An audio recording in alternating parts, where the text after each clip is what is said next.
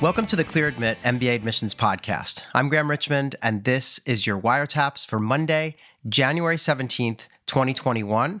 I'm joined by Alex Brown from Cornwall, England. And Alex, you probably know this, even though it's not celebrated in the UK, but today is actually Martin Luther King Day. So I wanted to mention that. Obviously, there's no words that I can put behind, all the amazing things that gentleman did in his life for race relations and things. But it's really, and people have the day off in the US. I'm sure you're aware of that. You probably remember that from when you were living there. But I wanted to mention that. Nice. Yes, I didn't realize it was Martin Luther King Day, being now in the UK, but absolutely fantastic and obviously a great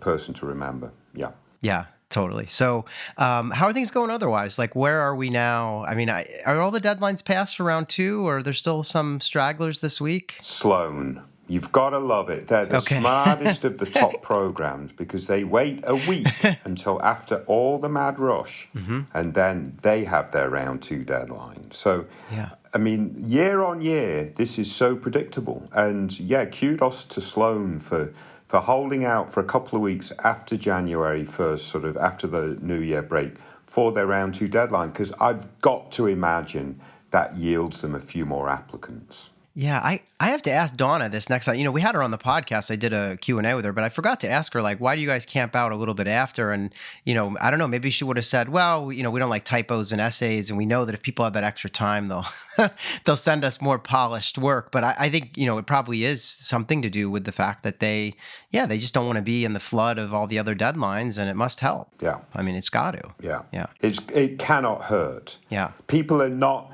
going to not apply to Sloan because it's a week afterwards. Right.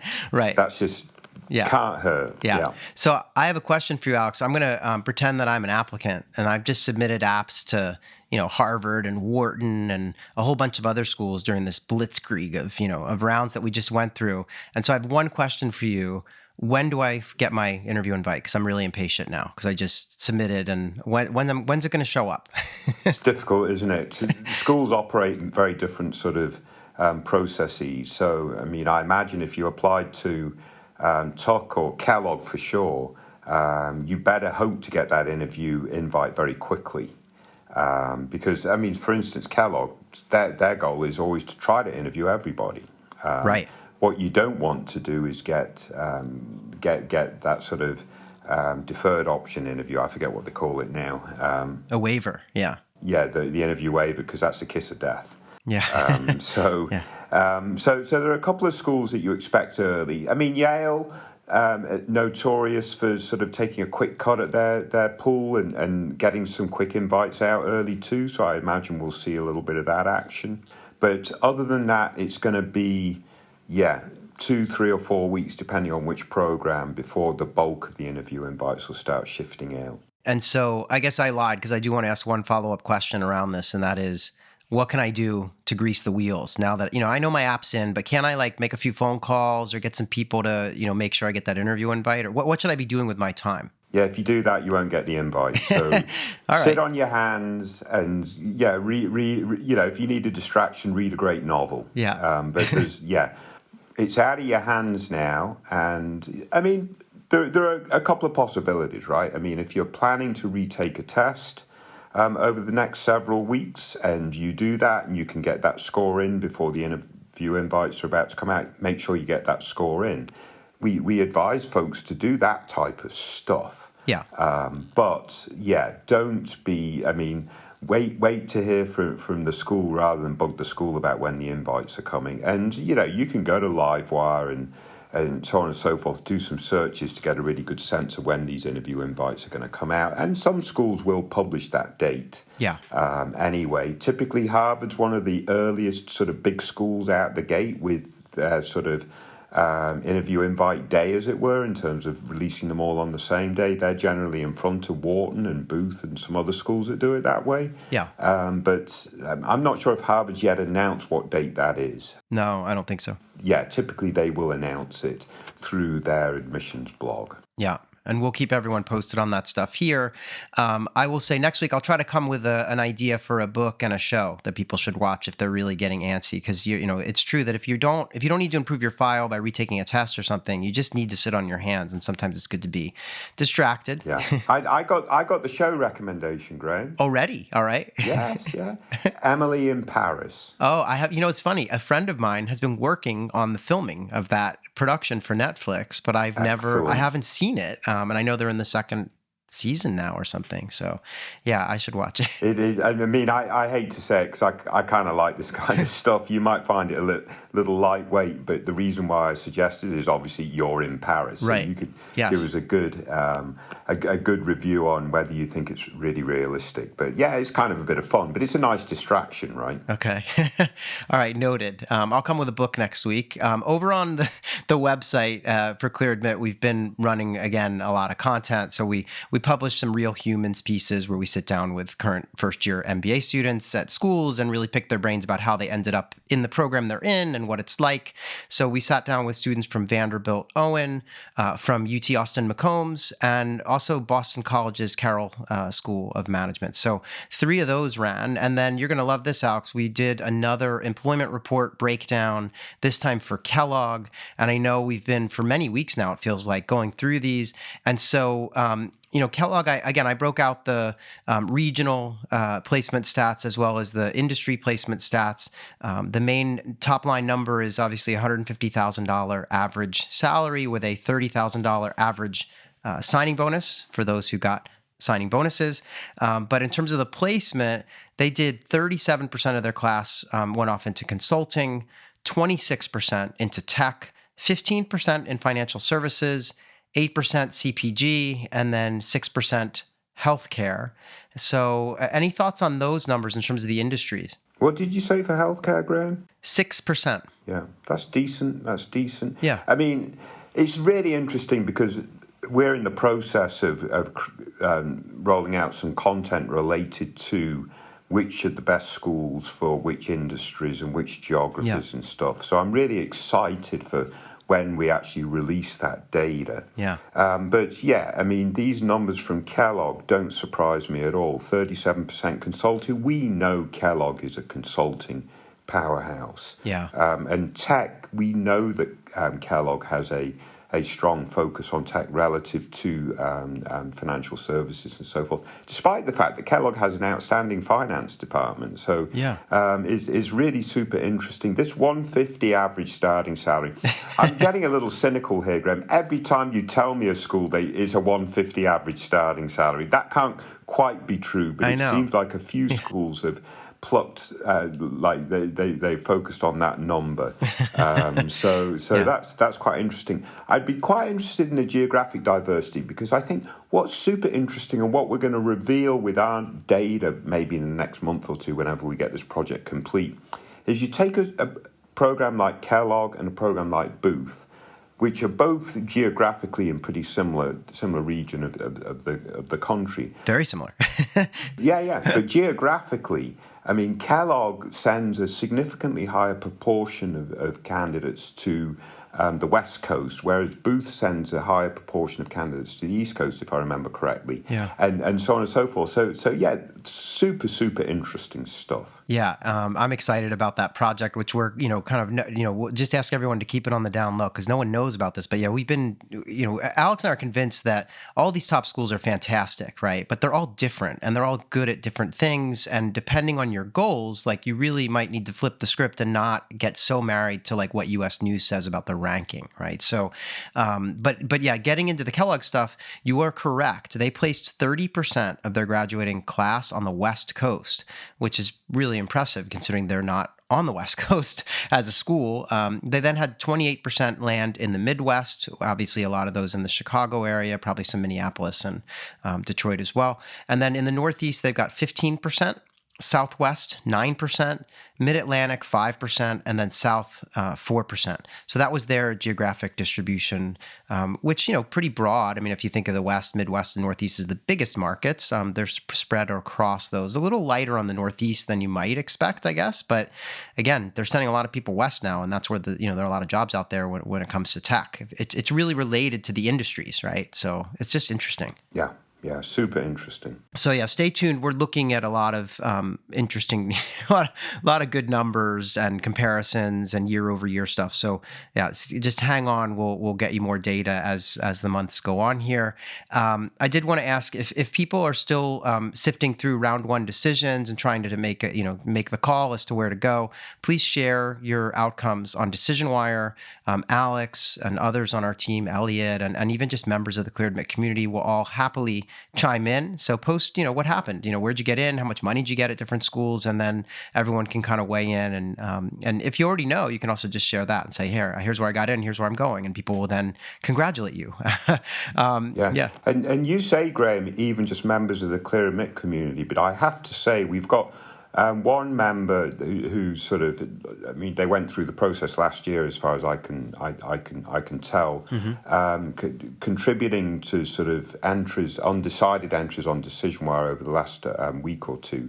Absolutely fantastic insights in terms of really not just saying you should go to Harvard over Stanford or just making quick comments, but detailed analysis of why one school might be a better fit to another based on lots of data and so on and so forth. So I'm super impressed, and that's what we try to cultivate with the Clear Admit community, sort of folks helping each other. So major props to whoever that person is. Obviously, they're anonymous on the site, but absolutely fantastic work. Yeah, very cool stuff. Other than that, we're going to have a couple of events in February. I've been mentioning the panelists are now finalized. So on February 2nd, we're sitting down with admissions reps from Berkeley, Columbia, Chicago, and Carnegie Mellon Tepper. This is all about deferred enrollment. So this is for college juniors and seniors. If you're thinking about heading off to business school and want to get your seat reserved at a top school in advance. And then on February 9th, we've got Wharton, Yale, MIT, and Darden. And you can register for these things by going to bit.ly/DEMBA22, all lowercase. So sign up for those events if you're interested and are a younger candidate thinking about business school in advance. Also, Alex, we're going to be on Clubhouse, I think, this Thursday at noon Eastern, or we're going to try. We'll set it up in Clubhouse and get the word out and also post it on our website. But I think we're going to come back and talk to folks as the dust has settled on their round two submissions, and we can talk about interviewing and all the next steps of the round two process. Other than that, I kind of want to get into our candidates this week, but I did want to mention someone named, the username is Spacey Songbird, left us a really nice short review on Apple Podcasts. They titled the review very helpful, gave us 5 stars, and said, "I just discovered this podcast a few weeks before I took my GMAT, and I have listened to probably around 40 episodes since then. I am hooked." So that was a nice quick review there that we got. But other than that, Alex, I know you spent some time picking out candidates, so we should probably get into that part of the show, huh? No, brilliant. Let's kick on. But 40 episodes, that's very impressive, I have to say. Yeah, it's more than I've listened to, I think. So, all right. So this is Wiretap's candidate number 1. So this is an ApplyWire entry that you've selected, and the candidate is looking to start school in the fall of 22. So they're actively applying right now. They've applied. They have 11 schools on their list, and that list includes Berkeley, Columbia, Dartmouth, Michigan, MIT, Kellogg, NYU, Chicago, Wharton, Darden, and Yale. So a lot of the top schools there. They've been working in kind of the education sector. They're actually a small business owner. They run a language school. They are located in Japan, but this is an American male. I think they describe themselves as a white dude who went to undergrad in the U.S. at Dartmouth, actually, and then moved immediately to Japan and has been working and living in Japan for 11 years now, making this candidate 33 years old. GMAT score 760, GPA 3.47. And again, they just indicate they've founded and been managing a language school in Japan for 7 years now, and they're looking to pivot to a PM or PMM job in ed tech in the U.S. They've got Google, Microsoft, others on the target list. So Alex, I know you went back and forth, and so did I with this candidate, but what do you make of their chances? Because, wow, 33 is a little bit older than what we normally see, right? Yeah, no doubt. Bit of an outlier there. And what an unorthodox candidate we have here, but what a fantastic candidate too. I reckon if they really sort of, get all their ducks in a row and sort of tackle the potential risks of this candidacy, they'll come across as a super, super strong candidate. I mean, at the end of the day, Graham, they got 760 on the on the GMAT. That's super good. So whatever that 347 GPA, that's not going to be a problem, I don't think, with the outstanding GMAT. And having an outstanding GMAT score of a 760 as an older candidate, I think that's very good too. Not sure why I sort of have this idea that older candidates are not going to score quite as well, but I mean, anyway. No, it's fair. I think it's because there's a general thought that it's because the further you get away from your undergraduate days, the less kind of your skills get rusty in the math and all that stuff. Yeah. So it makes sense. Yeah. No. So that 760 to me is a very strong signal. So what have they done? This is they graduated Dartmouth or whatever in whatever. Then they went straight over to Japan. I mean, we don't know why that is, but let's assume that maybe there was a partner or whatever, and they went over. They've done 2 or 3 entrepreneurial experiences, and this sort of Japanese language school is what has stuck and worked. And I'm assuming that they will be able to show that they've done very well. So to me, that shows a real good sort of pioneering spirit, sense of adventure, going to Japan, assuming that they personally didn't have any connection to Japan before they went, and so forth. I think that's outstanding, Graham. Now they're planning to come back to the US, get the MBA, and use that to transition into ed tech, which I can get that connection because they're running a language school. So they've obviously probably thought long and hard about that pivot and so on and so forth. The real issue that the candidate will face, and we've sort of reinforced this in the comments, is making sure that they show that they've done the adequate research for the schools that they're targeting, and they can really show fit and show that they're going to be fully engaged through the 2 years of the MBA experience, not just go to class, check out and hang out with their family or whatever, but to really contribute and fully engage. Because again, that's the perception sometimes of the older candidate who's married, and I believe that they have a partner, that they're really not going to fully participate. So if they overcome all that, Graham, I got to love this candidate. Yeah, I could not agree more. One thing is, I think it's not a Japanese language school. It's probably English. I'm not sure, actually. But it's in Japan. And I like that there's something else they said. I mean, correct me if I'm wrong, but I think at some point they said that they founded 3 companies, but that it's actually this last one that's worked. So that means, I presume they probably have some kind of interesting setbacks and challenges that they've faced. And so, there's a lot that could be really compelling essay material in this profile. I agree with you, though. They got to fit in. There, as you said, there's sometimes that stereotype that the older candidates are there to sort of get in, get the degree, and get out. And so they need to show that they're going to throw themselves headlong into student life. The thing I do worry about is they submitted all 11 applications in round 2.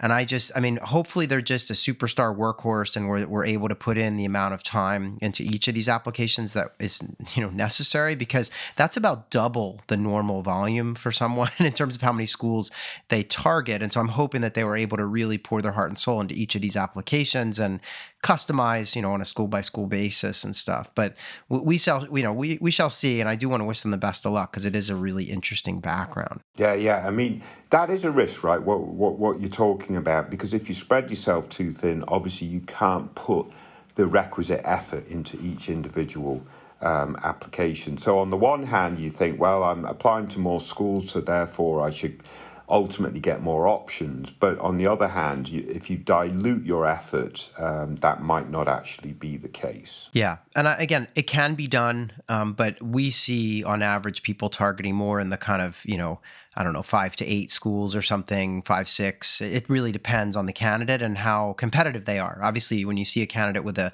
780.40 from a underrepresented market or something, they might only apply to like 4 schools. But yeah. So, but anyway, very cool post. I'm thrilled that that person shared their profile on the site. Hopefully, they're one of the folks that we see tuning in from Japan to the podcast so that they can hear our take on their candidacy. But thanks for that post. I will throw one additional point here. Like you say, they applied to a lot of schools.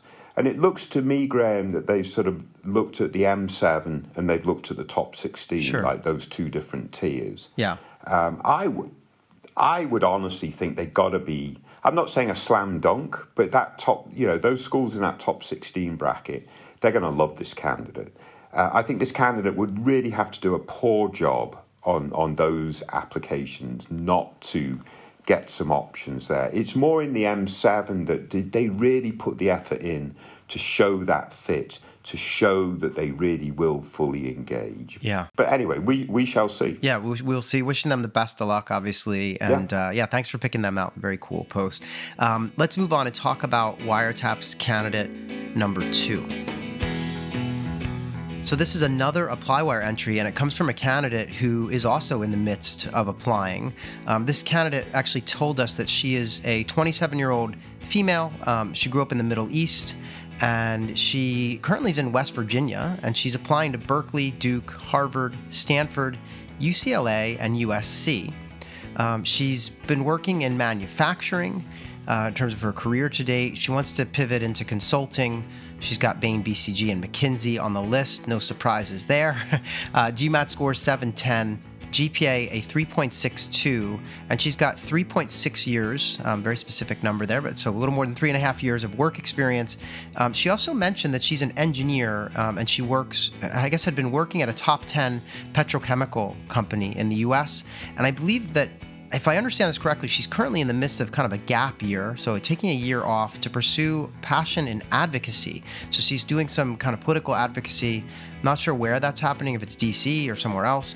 And then she also says that she's using the year to apply to grad school, and that her background is that she's a Syrian American.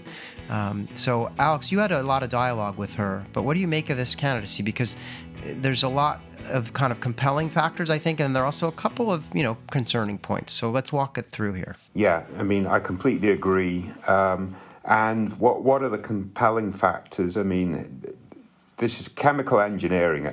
I mean, again, I might be a bit biased, but I think that's one of the hardest programs you can do. Yeah. And they've obviously done very well at it, with a 3.62 GPA. And I would imagine their work experience in the petrochemical company in the US, there's probably some really interesting stuff that they can draw from that. Their goals make sense in terms of being, I think, more of an environmental side of the energy business.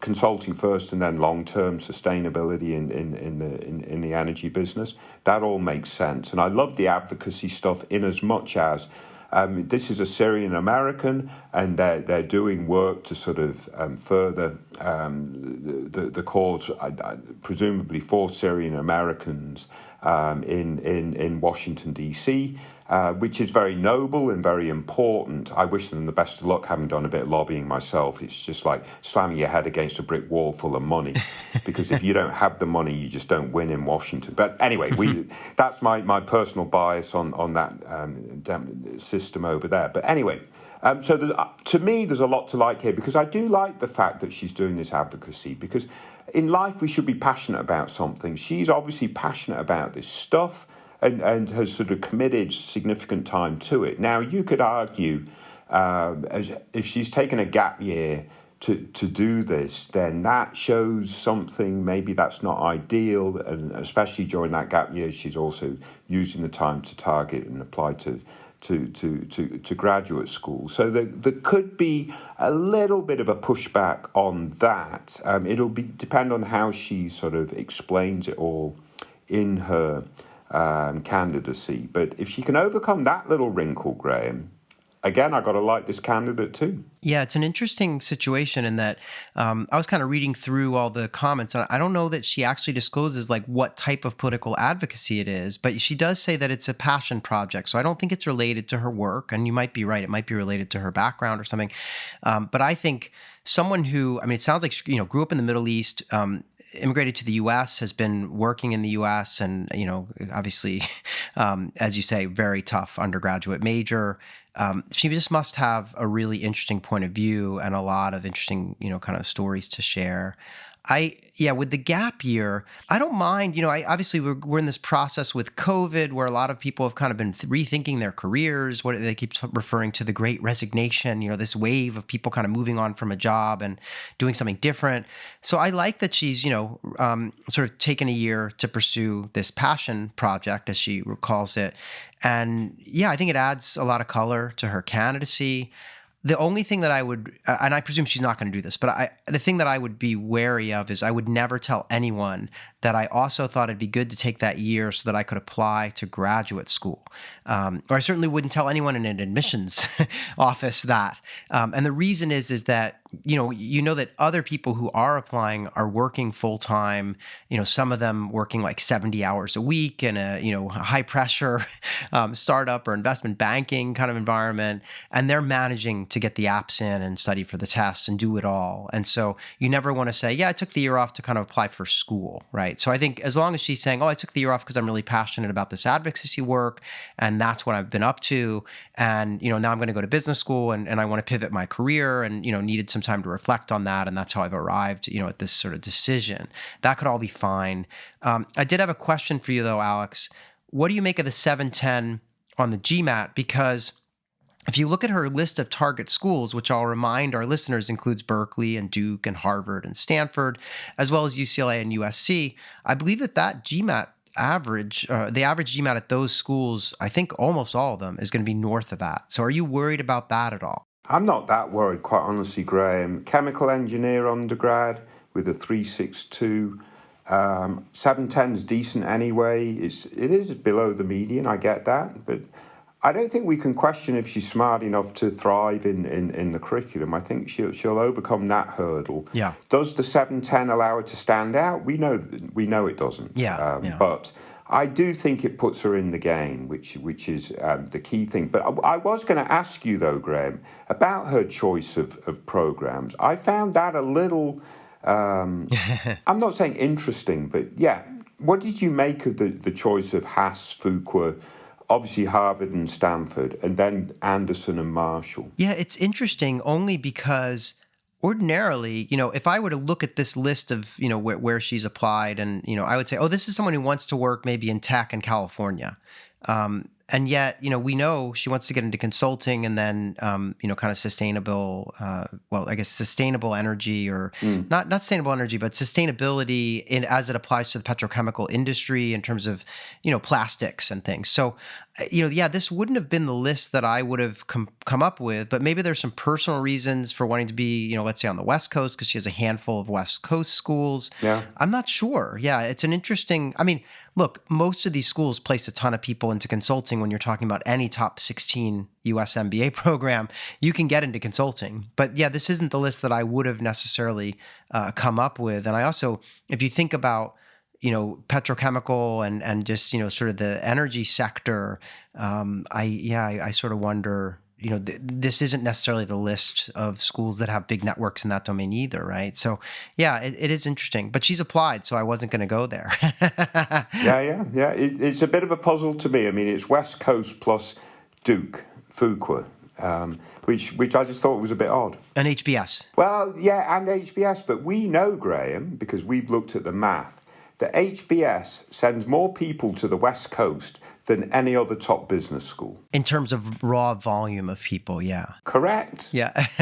But that's what it's all about, right? So if 250 people go to, from Harvard go to the West Coast and that's a higher number than any other program, then that to me makes them a great school for the West Coast, right? If that's what you want, right? Yeah, it's true.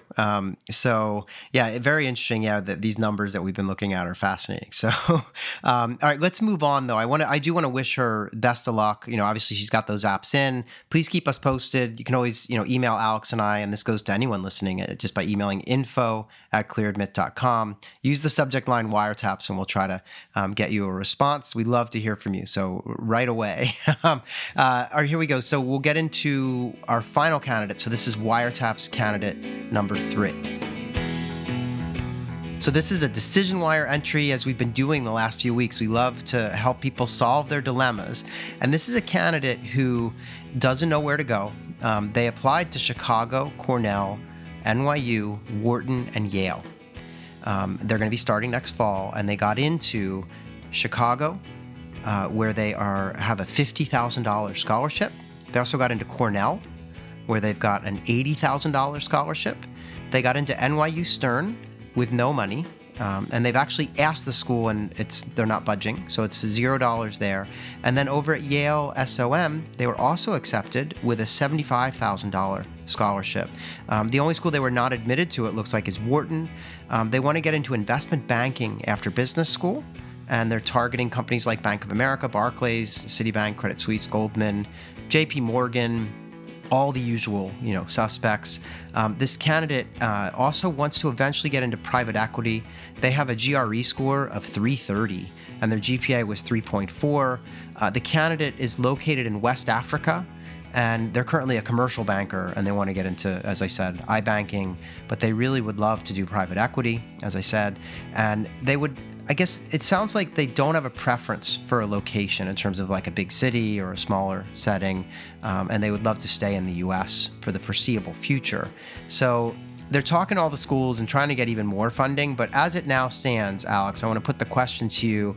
You're in at Chicago with 50, Cornell with 80, Yale with 75, and Stern with nothing, and you want to work in iBanking. What do you do? Yeah, to me it looks quite straightforward. It's Chicago over Johnson in terms of, for this particular career that they're interested in. I mean, switching into investment banking, potentially looking at private equity in the long run. I think Booth absolutely trumps the other options, but the second choice for me would be Johnson. And what's particularly interesting about this candidate, they're coming from West Africa, so obviously, the whole US experience will be new, I presume, and so forth. So that's a little bit of a wrinkle, rather than a candidate that's coming from New York or whatever. So that's got to be factored in. They're also the first candidate on our wires, Graham, to get an avatar. So we've got to love this candidate. Yes, and they have a good handle, Yes. Godric Gryffindor, which I presume is some kind of a reference to Harry Potter, but I'm not an expert on the subject. But I would assume that you might be correct. Yeah. But also, this is a great example of a decision wire post where, again, that for candidate that obviously came from last year's cycle really provided some deep insight in terms of why they would choose. I think they targeted Booth over Cornell, and some of that was based on their experience looking at what they've seen in terms of their recruiting and so on and so forth. So lots of really good insight here, Graham. But I think for the money being offered, i.e. the differential between Booth and Johnson, the differential isn't large enough to swing to Johnson's favour, I don't think. But I do think Johnson is the second choice in this set of choices. So if they had no money from any school, would Johnson still be your second choice, or would Stern somehow, leapfrog into play because of their strength in investment banking placement? Yeah, no doubt. Okay. Stern would be the second choice. But they've already eliminated Stern, right, from their decision making. But yeah, okay, it would be Booth, Stern, Johnson, Yale for this particular focus that they're on, and probably Johnson, Yale would be quite close. But we know Johnson has a very focused track for investment banking, right. So that might give them the tilt there. So I think the advice given on the site is terrific, and I just want to have a little bit of fun with you and play devil's advocate and say that I almost feel, I think Booth, obviously Booth's a top school. They've got 50 grand from Booth. And as you correctly point out, the other scholarships they're in the same sort of domain. There's like 75 from Yale, 80 from Cornell. They're not big enough in terms of the differential to move the meter. But one thing that was interesting to me is if this candidate said to me, gee, I really like a small program and I really want to be in New York when I'm done. And where I come from in West Africa, I need to go to a school that's going to be known the world over. Suddenly, you could see a case, a kind of dark horse case being made for Yale. And I'm a little bit influenced by some of the numbers we've been looking at with respect to Yale having a little bit of success with the PE stuff over the long haul. So I just wanted to mention that because you can make all kinds of arguments here for any of it. And I think Booth's the right choice here. But it's just interesting because Yale, they have that proximity to New York City. They're an Ivy League school. It is true that they have a really global brand because of the parent university. So there are arguments that could be made. It's obviously a very different program because it's smaller and that sort of thing. But yeah, just interesting. I love these kind of dilemmas that candidates face. And obviously these are, it's a nice problem to have, to have all these offers. But we didn't even say congratulations. This person basically ran the table and got money, which is always impressive to me because I didn't get much money when I got into school at all. Yeah, no, they've done very well. But yeah, and it makes sense, the scholarship offers that they've got, because basically the program in the highest tier, Booth, is offering the least amount of scholarship, eliminating Stern from the mix because obviously Stern didn't offer them anything. Yeah. So it's a very interesting. Oftentimes, because we talk in admissions that it seems a little bit of a black box and it's a little bit random. I don't believe that at all. Mm-hmm. And this sort of case sort of proves that out, I think. They didn't get admitted to Wharton, and Wharton's in a tier above Booth. Then you've got Booth and with the lowest offer in the highest tier that they got admitted from, and so on and so forth.